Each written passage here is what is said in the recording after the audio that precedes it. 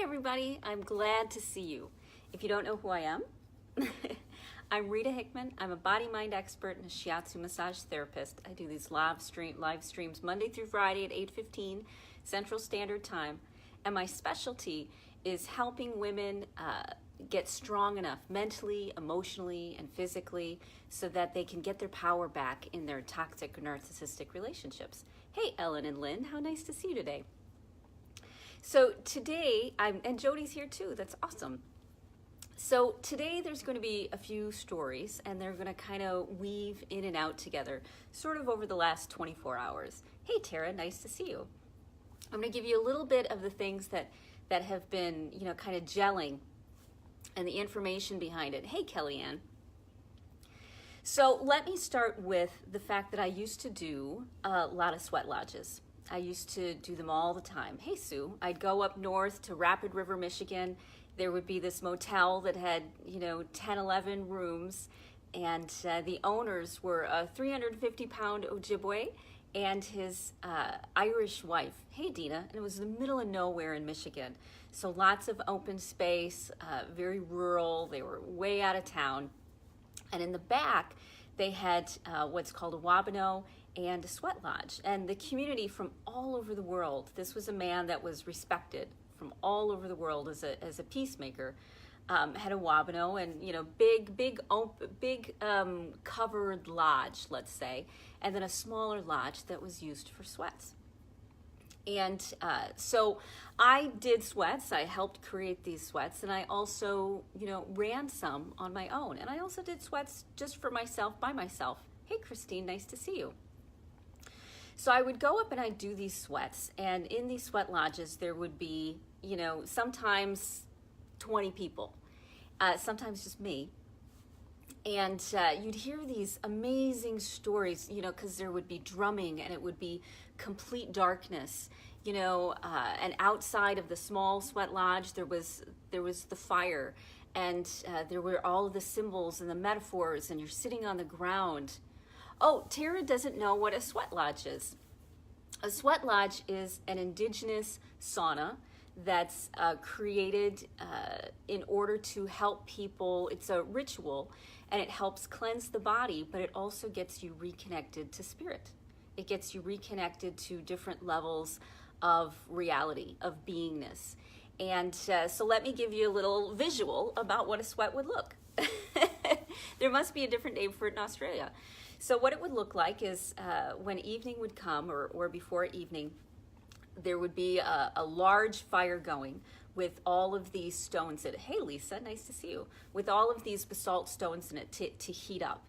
And there would be a tea made of bergamot herbs, which are native, and they're very calming and cleansing. And people would gather together because they wanted to purify something. And it's done as a regular ritual. Hey, Carol. Now, in the past, really only men did sweat lodges because they figured women, because of their hormonal cycles, they would go up and down. And we had it naturally built in for personal growth and self-reflection. And the theory, at least this is what was passed down to me from the Ojibwe tradition and the Oneida tradition, was that so women didn't need to have these special rituals in order to get them in touch with spirit, because we naturally would get in touch with spirit all the time. But as life goes on, women tended to need these assistance and tools just as much as men did, including me. And so there was a bigger lodge, and then inside that lodge was a smaller lodge. And the idea in the smaller lodge was to cut out all light, and you would be sitting directly on the ground, and there would be a pit in the middle. So you would come in and you'd have your intentions, you'd be in a good way, and you would be naked or have, a towel or a swimsuit on. And I typically went naked with a towel around me because it's pitch black, so you can't see anything at all. And you would crawl in as if you were crawling into the earth.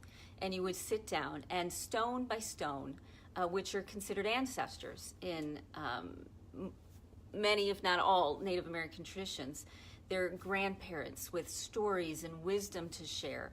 They would one by one be placed into the pit in the middle and welcomed and greeted. And until you had enough stones in there that you wanted to have. And then you would close the door, And there would be 3 rounds, and each round you'd come out in between. And the first round was for the world. The second round was for the people closest to you, and the third round were prayers for yourself, things you wanted to work with. Hey, Maggie, nice to see you. And so in this sweat lodge, you would sit in a circle, different directions. Sometimes the seats would be assigned. You'd choose them based on what information from what direction you wanted to get. Hey, Janae, nice to see you. And there would be songs and prayers and heartfelt expressions, because you were going back into the womb and you were connecting deeply with spirit and with the earth and with that place between, reality and energy, and it was a wonderful place to be. Hey, Chanel. Now, the thing with this, though, was people would go in and they would have these amazing visions. Remember, it's pitch dark and there's vibrations from the drummings, from the singing every so often. And people would, the sky would open up in the lodge for them, pitch dark. This was all the visions that they would have. They would see ancestors standing behind people. I remember one time a woman came up to me and she said, when you spoke, there were, an unending line of women that were standing behind you. Things like that. People had these great visuals. And I always sat there saying, oh, well, I didn't have that experience. For me, the sweat lodge was more about feeling reconnected to myself. So years go by, and I haven't done sweat lodges for a while. And as the years went by, I realized that I connected with the world in a different way. I connected with the spirit world through my felt sense, through my kinesthetics, through how my skin would feel, how my body would feel, and through the thoughts or things I would sense that would come up into my mind. And because of that, because I made that realization, I could recognize I was talking to spirit or sensing spirit in a way different way. So today I decided to have this experience. I decided that because I knew there were a couple fundamental things that I wanted to get from my ritual today, I only did what I needed, which was I wanted darkness. And so in my room this morning, before it became light, I, closed all the curtains and covered all the digital lights and closed all the doors so there wasn't any ambient light coming in, so I could be present in the dark.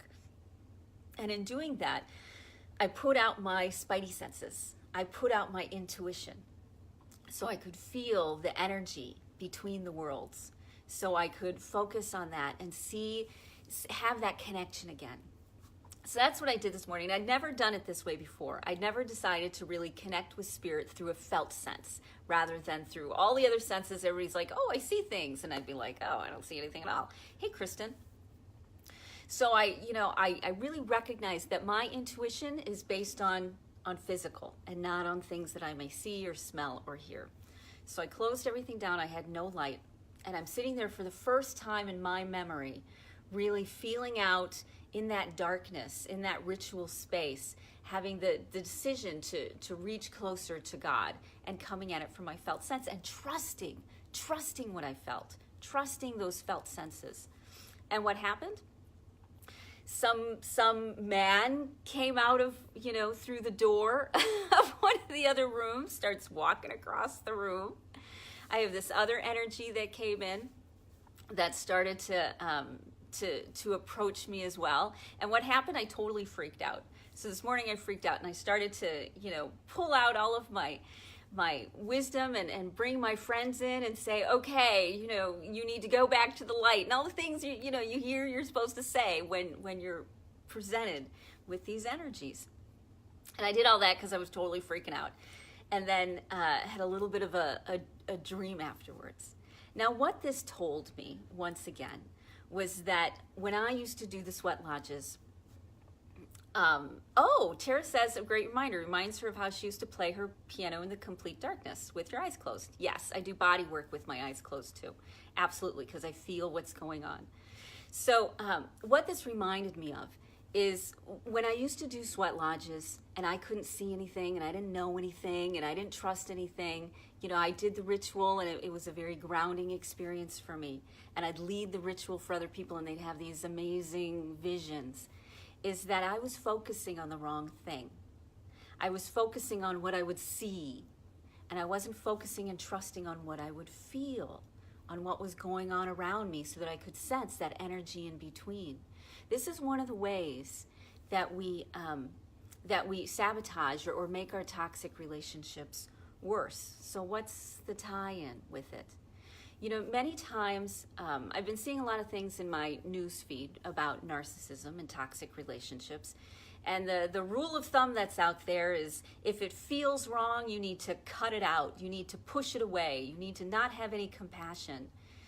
Now, I followed Ram Dass for quite a while. Ram Dass was the man who hung out with Timothy Leary when they did all the LSD experiments. And then after he broke off from Timothy Leary, really went into spirituality. And then many years ago, he had a stroke. Now he lives on Hawaii, but he's a spiritual leader. And so I still follow a lot of his work and a lot of his writings. And so I have two separate things on my news feeds on Facebook. One of them is Ram Dass preaching self-love and respect and reaching out your senses and seeing a bigger picture. And then the other one is, cut everybody out of your life that doesn't feel good. If it doesn't feel good, they're not worth it. Have no compassion, walk away. You know, one is very feminine and one is very masculine. And humorously enough, the feminine tends to come from the man and the masculine is tending to come from the women. So what's the point here? The point is, toxic relationships are designed to help us grow up. They're designed to help us get out of our world of me only seeing visions in the sweat lodge and recognizing that the world is a very, very big place. If you start investigating, you'll start to understand that many narcissistic and toxic relationships and toxic people are based on not only psychological wounds, you know, because I ended up pretty judgmental about stuff like that. I was like, well, I was traumatized as a kid and I got over it. Why can't you get over it? What's your problem? You know, and projecting onto everybody that they were me. But in reality, a lot of narcissistic things going on have to do with mental health issues. For my dad, his narcissism was based on depression, you know, that imbalance that he just couldn't physically break out of. You know, and when I came from the point of view of, well, you shouldn't treat me this way, and why are you being such a jerk at Easter, and we shouldn't bother anyways. When I came from that attitude, a very judgmental, even if it was, you know, judgment for myself, well, I'm not going to have anything to do with it because that's yours and this is mine and I wish you love and goodbye. You know, when I would come from that point of view, the relationship with my dad really would break down. You know, and it would have never healed. We would have never evolved and became more mature people. And this is true with a lot of toxicity, a lot of narcissism. We secretly make it worse because we don't allow ourselves to see the reality. We come at a relationship from our own projection of what somebody is based on who we are, based on how we feel and our experiences. I would project onto everybody that they were wounded little 4-year-old girls. And if I got through it, why can't you get through it? And I couldn't see them for who they were. Many toxic people and maybe many narcissistic people, they behave that way. You know, yes, some of them are egos and insecurities and wounds, but there's also so many more that are based on mental health issues, which, because we come from a place of judgmentalism, we're not noticing things like borderline personality. We're not noticing things like ADHD. You know, when I was a kid, I would cry all the time. I was still a good student, but I had no friends. I peed myself like all the time because I was always stressed out. I was constantly crying and sick in the nurse's office, even though I was successful at school, because I was too scared not to be successful, because that was one of the things that my father, you know, required, is for us to be successful. So I was able to somehow manage both, being under this high level of stress and successful at the same time. And nobody asked the question. Out of all of these adults that saw me, out of all of these teachers, nobody asked the question. They just assumed, as they did assume as I got older too, they just assumed that there was something wrong with me emotionally, and the best thing to do was to cut me out, to shut me out, to ostracize me, to walk away. They felt that was the best thing intuitively that needed to be done. You know, intuitively, you know, you need to cut it, you know, people out of your life that make you uncomfortable and not have compassion for them. And let me remind you, there's a big difference between compassion and pity.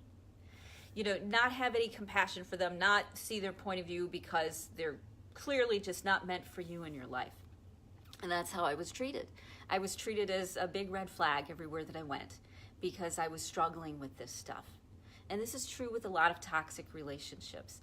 You don't have to approach people that are dangerous to you or that trigger you. That's perfectly understandable.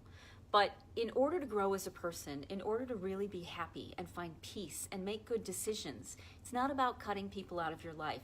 This is how we inadvertently make these relationships worse, because now we're ostracizing somebody who's terrified of being ostracized, who's anxious that they're always going to be alone. We're making it worse. We just keep pushing that button. Instead of looking at someone and saying, what's going on deeper underneath? Why do you behave this way? You don't have to ask them. You just can start to observe and read and look. Why are you, who you are? Good, bad, right, wrong, up, down. What is going on?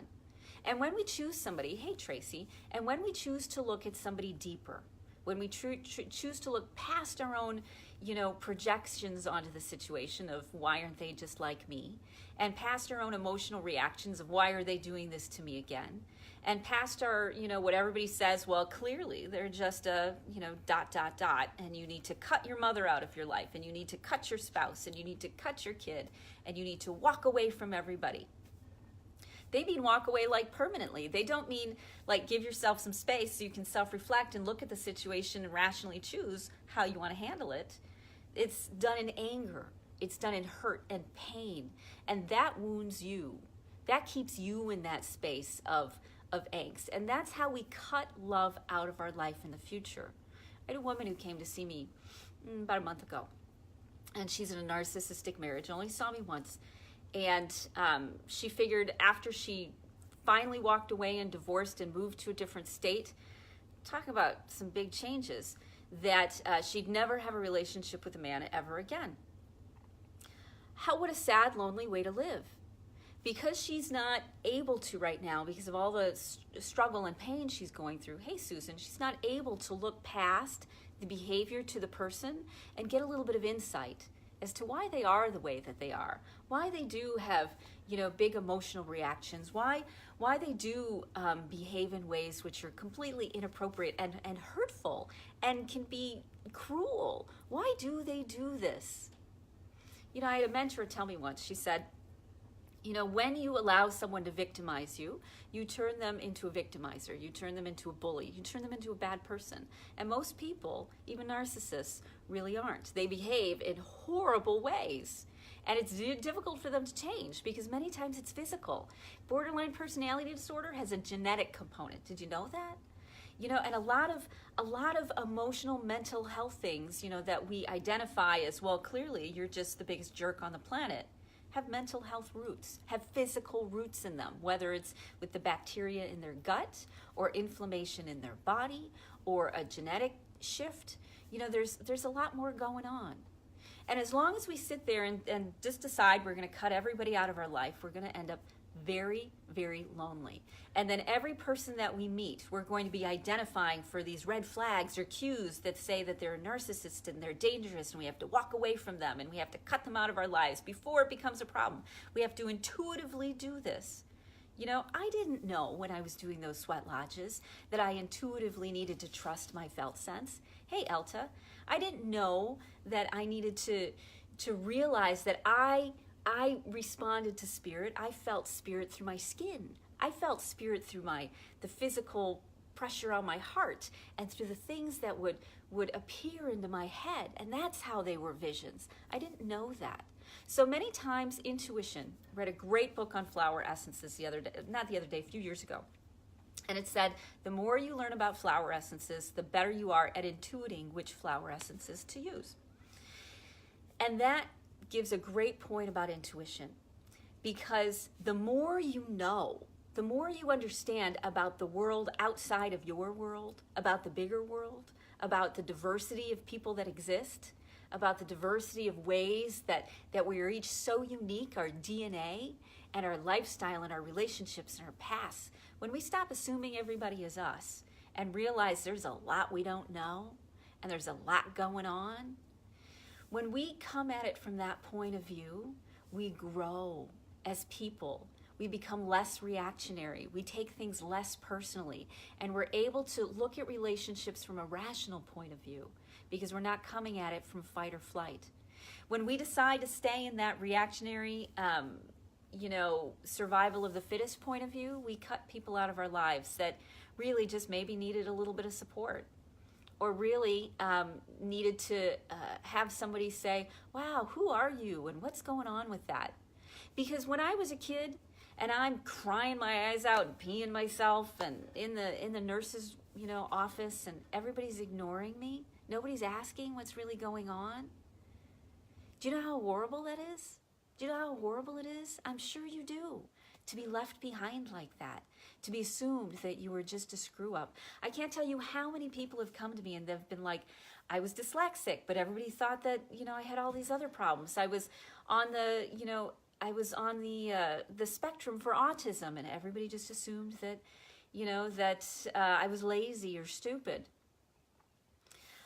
Christine says, isn't there a time that certain people do need to be removed from our lives? I'll give you a tip that one of my favorite mentors said. Hey, Carol, one of my therapists and mentors. And she said, be yourself. And when you are yourself, the people who want to spend time with you will stay. And the people that don't want to spend time with you will go. And you don't have to cut people out of your lives. So when you start empowering yourself, when you start feeling stronger mentally and emotionally and physically, when you start setting boundaries, when you start sharing yourself with, deciding for yourself how much you want to share, how much time you want to give, how big of a distance you want between you and the person that in your life, you don't cut them out, but you can certainly decide to love them from different distances. And come at them from different ways.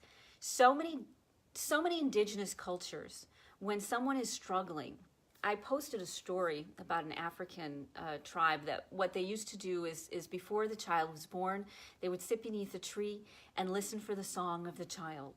And then they would sing that song when the child was born. It was their own song. And it's true with names too. Many indigenous cultures, the names are secret, they're private. But those names and those songs are used when someone needs to come back to their true essence of self. And so they would look past the behavior. It doesn't mean that they'd snuggle up close. It doesn't mean they'd put themselves in situations where they could beat up and battered. But what it does do is it allows us to see past the behavior to what's really going on. Because when you put somebody in a box, when you look at somebody and say, you are ... when we label them, you're, a narcissist, you're a jerk, you're a toxic person, you're all of these things. When we do that, we not only narrow who they are as a person, but we also now narrow who we are as a person. My current psychologist, who I love, one of the things she talks about is when we don't accept something in ourselves, our own toxicity, our own narcissistic behavior, our own chemical imbalances, our own inflammation, when we don't recognize those things in ourselves, then we judge and we can't be present to other people in our lives. As I said, I'm not saying you have to pick up the phone when they call. I'm saying you set boundaries about when you'll pick up the phone. I'm not saying you have to even spend time with them, or that you can't block them from Facebook or do what you need to do. What I'm saying is energetically, you don't ostracize people. You don't cut them away, because relationships really never end. Once they've impacted us, they're in our head.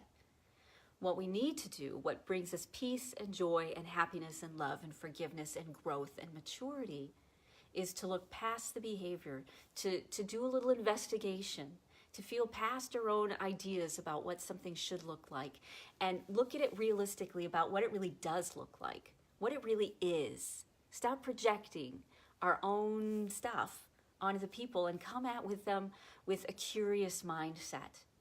You don't let yourself be a punching bag, but you also don't say, you are a bad person. You are evil. You are not worth being on this planet. You don't deserve to be here. And, when we do the whole, and I release you with love and light, we all know many times that's done in a sense of fear and anger and anxiety. Hey, Deb, nice to see you. Fear and anger and anxiety, and it's that cutting off. It's that, cutting off energetically people. But here's the secret. More and more, Science is showing us that everything is this big interconnected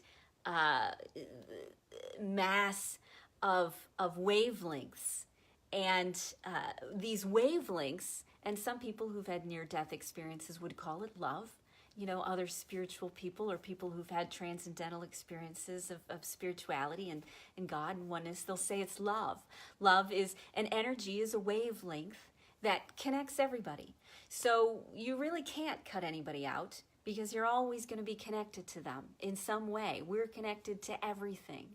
And so if you are me, then when I judge you, when I ostracize you, when I decide that you're no good, when I put all that judgmentalism on you, I'm putting it all on myself as well, because then I don't have compassion for me, and I'm trying to hold myself to a standard of beingness that maybe I can't ever be. A friend of mine told me a bunch of years ago when I was struggling with the healing work with my dad, they said, well, your parents did the best that they knew how. And I said, really? That's the best they knew how? Well, they should have known better. You know, it took me a long time to embrace that and realize we are all doing the best that we know how. And when we know better, we do better. And if we come at people with that perspective, you are doing the best that you know how. Maybe you aren't the person that I want to invest my energy in, because trust me, toxic relationships, as you well know, are exhausting. And so you don't have to, you don't have to save people. That's not about it. But we can look at them with that love, because when we look at them with that love, one, it does have a powerful energetic impact. When someone knows on some level that they are accepted and loved for who they are and they don't need to be anybody different, it takes that weight off of them. It takes that stress, and they're allowed to be a better version of themselves because they don't have to protect themselves from everything. They're allowed to be who they need to be, which means that you have to have really good boundaries. Brene Brown talks about the women who are the most compassionate are the ones who have the best boundaries, and that's absolutely true. We can have more compassion when we make sure that we do the things that we need to do for ourselves without belittling or minimizing or cutting out or ostracizing people who are different from us. It's not just different as in we're different sexes or different races or different cultures. It's different as in mental health and nervous systems and genetics and how we interact with the world. Many of the people in those sweat lodges, they're visual. 80% of the world is visual. So everybody would have these visions, and I would be totally lost because I thought I had to be visual. When I accepted the fact that I was kinesthetic, like today, suddenly that whole energetic world just opened up, and I could feel those beings, and I could see them, and they were there because I stopped trying to make myself fit into the box that everybody else, that many other people had, and vice versa. When we stop expecting everybody to be who we expect them to be and are curious and allow them to be who they are, we make good decisions for ourselves and for them. Because you can't change anybody. And that's the beauty behind that. We're not supposed to change anybody. You not only can't change them, you're not supposed to. Life will change them, though. Life will absolutely change them. Hey, Christine. So it's not that people don't change. It's that we can't change them. But as we give them the experience, as we help them have the experience of that unconditional love, which comes from boundaries and self-care of ourselves, when we help them have that experience, it helps them grow up as well. I had to get out of the environment, out of that Native American environment, because there was still a lot of judgmentalism about me because I was awkward, because I was a white woman trying to fit into a Native American culture. And there were already a lot of pain from so much history of people trying to, steal ideas. So even though I spent a lot of time, 10 years, immersed in it, I needed to recognize who I was and where I was going and stop trying to fit into somebody else's box. And when I did that, when I accepted me for me, when I respected me, when I loved me, when I respected and loved other people, that's what gives you the peace. It grows you up, it evolves you, and it turns you into that higher version of yourself that is closer to God, just like Ram Dass, speaks of.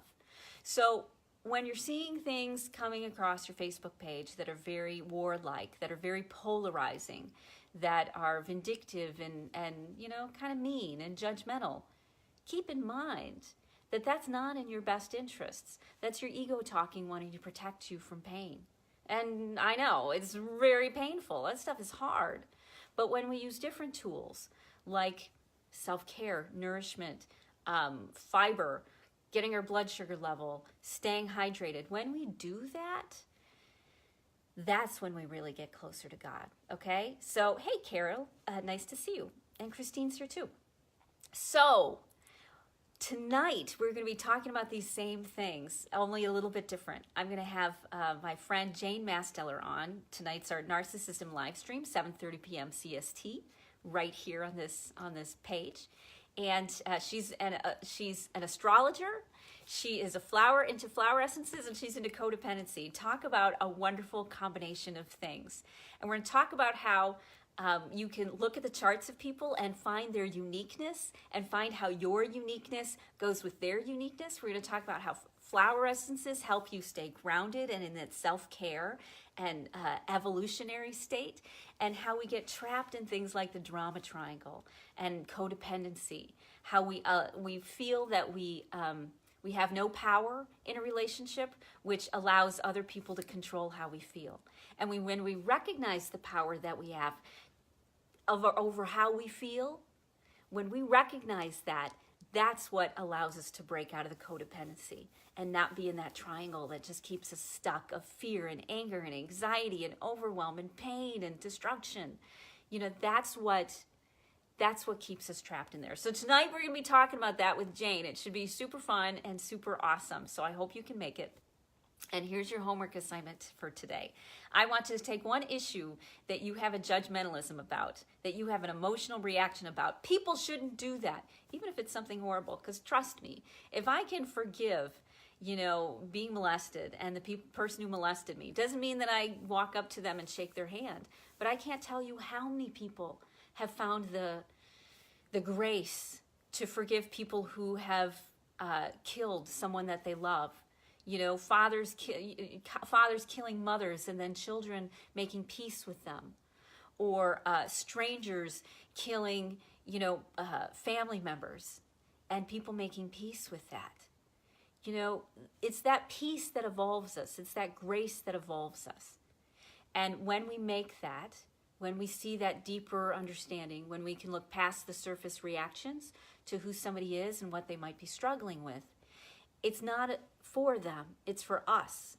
Us, the little us that we identify as us, as well as the big us, which is this interwoven tapestry of love that people speak of when they have those spiritual experiences. So find one thing that you're judgmental about and do a little bit of research. Look a little bit deeper. Stop, allowing your emotional reaction to control your thoughts, And when you do that, and you're okay with your emotional reaction too, you recognize that that's pain that needs to be worked through, that needs to be felt and dealt with. When you recognize it as that, your life gets so much better. And your toxic relationships become much less toxic. And you let love back into your life, because it's no longer about, I have to protect myself from all of the enemies at all costs. We don't end up feeling like we're trapped in our own head and that we have to be lonely and isolated and in pain all the time in this stagnant pool of energy, because we don't let any exchange go back and forth with this interconnected universe that we're in, okay? So cool. Looking forward to seeing you tonight. I hope you have a great rest of your day, and I'll see you tonight, 7:30 p.m. CST. Talk to you later.